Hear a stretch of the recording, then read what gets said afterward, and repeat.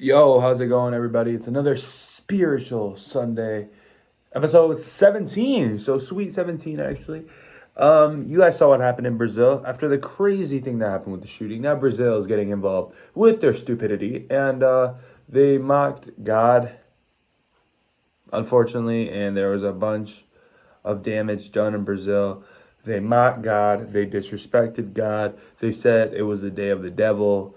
They made they made these stupid things that made the devil seem bigger than God. And sometimes we just disrespect God. And it's time to respect God. God is not a joke. I laugh at everyone. Everyone laughs at me. It's a mutual cycle. We can all laugh at each other. It's a world where nobody's perfect, and we should just live to laugh because not everything's so serious. But if you're laughing at God, that's the problem because God is just so good. If you just disrespect God, God has so much power. Let's just say, for example, I were to get mad at a famous person. What is the problem with that? What happens? Absolutely nothing. I have no impact. I'm just a human being. I absolutely contribute nothing. So nothing would happen because I'm so insignificant to that famous person. But if God gets mad at a multitude of people, just like in Brazil, where there's millions of people at this carnival every year, there's tourists, there's people that live there, there's people from South America that go. Just imagine the sheer power of what God can do. And we're going to see an explanation of back in past generations, people disrespecting the power of God and believing in other gods and their truths and disrespecting what the true power of God was. If we go to 1 Kings 18:22 through 40, then Elijah said to them, "Am I the only one of the Lord's prophets left? But Baal has 450 prophets." So you look at the discrepancy, the difference of how many people really follow the evil, how many people really disrespect God compared to one prophet left that was Elijah.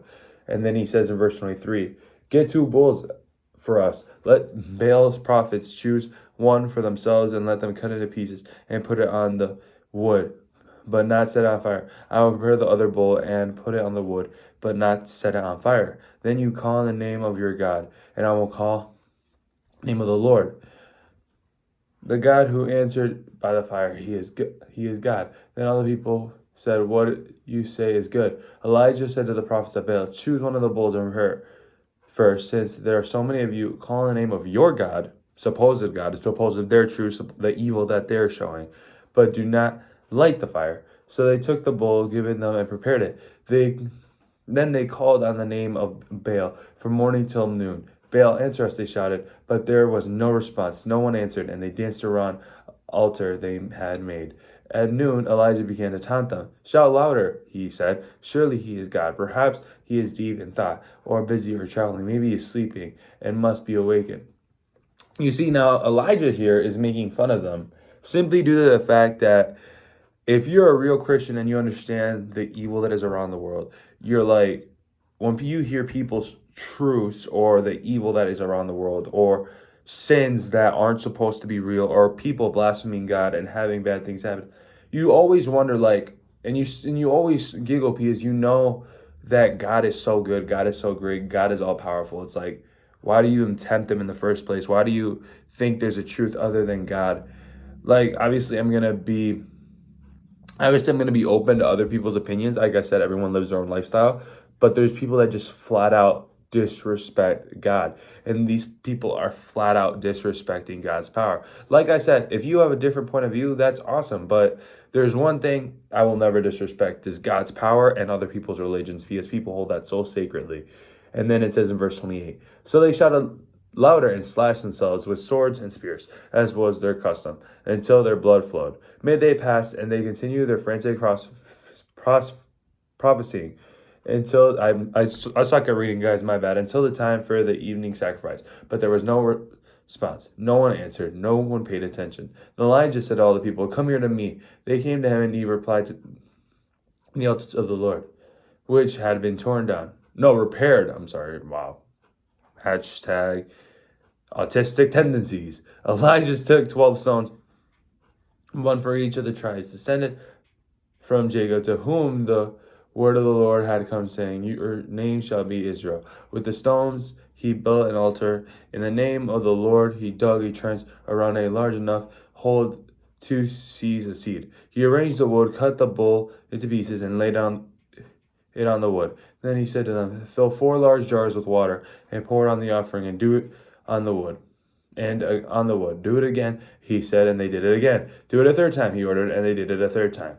The water ran down from the altar and even filled the trench. At the time of sacrifice, the prophet Elijah stepped forward and prayed, Lord, the God of Abraham, Isaac, and Israel, let it be known today that you and our God in Israel, and that I am your servant, and I've done all these things at your command. Answer me, Lord, answer me, so their people will know that you, Lord, are God, and that you are turning their hearts back again. Then the fire of the Lord fell, and it burned up the sacrifice, the wood, the stones, and the soil, and also licked up the water in the trench. When the people saw this, they fell prostrate and cried, the Lord, he is God, the Lord, he is God. See, it's so sad.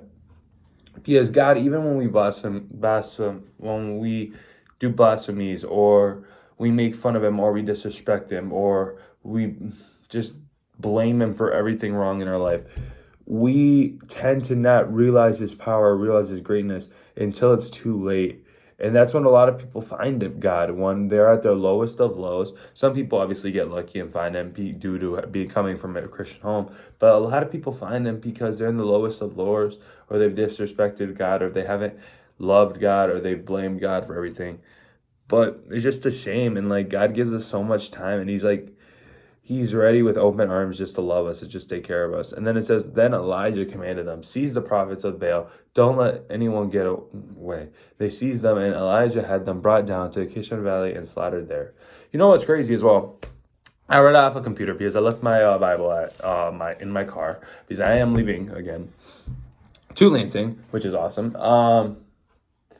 It's just sad, just because we all make fun of him. Even myself, even Christians make fun of God. We disrespect God. We don't treat him with the utmost respect, the utmost love. And that's really all God asks for, is respect, love, and a relationship with him. And just being disciplined and just following his word. And sometimes we just can't do that. And it sucks, and we need to just be better at it. And because God's not a joke. At the end of the day, God's not a joke. God is real. God is almighty. God is powerful.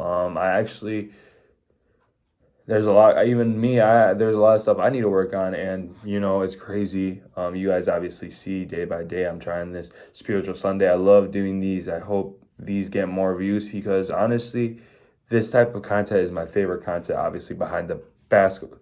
Like, this is before, like, the basketball, the reaction videos, the vlogs. Like, I enjoy this more than anything itself.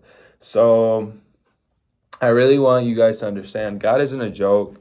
God loves us all. God lets us freely choose the life that we want to live. But it's just really sad how things have to be, and how much hatred there is towards God, how much disrespect there is. Just in general, there's not really much respect anymore, I feel like, to people's opinions, or like how people's lifestyles. I feel like there's a lot of disrespect nowadays. But only time will tell, and it's time to make a change, and God is the right change. God is the right move. And I get so much criticism from my brother and sister, like, don't post spiritual stuff. But it's like, I feel it's like calling, like, you have to speak on what you believe. And I believe that we should respect, love, and honor God, because he doesn't ask for anything more. He doesn't ask us for our paycheck. He doesn't ask us to cut our arm off. He doesn't ask us to be homeless. He just asks us to love, respect, and follow his word, and just have a good relationship with him. And he's not asking for the whole world. He's just asking for respect. He's just asking for us to understand, like, he is all powerful. He is almighty. He is really good. And he's a good God. It's just, at the end of the day, like us, he loses patience, and he will punish us. Like our parents punished us when we were younger. It's just normal. It happens. But, that's going to do it. I hope you guys have a good Sunday night, because I usually post my Spiritual Sundays on Sunday night. I hope it was a good one. Hope you guys have a good one, and peace.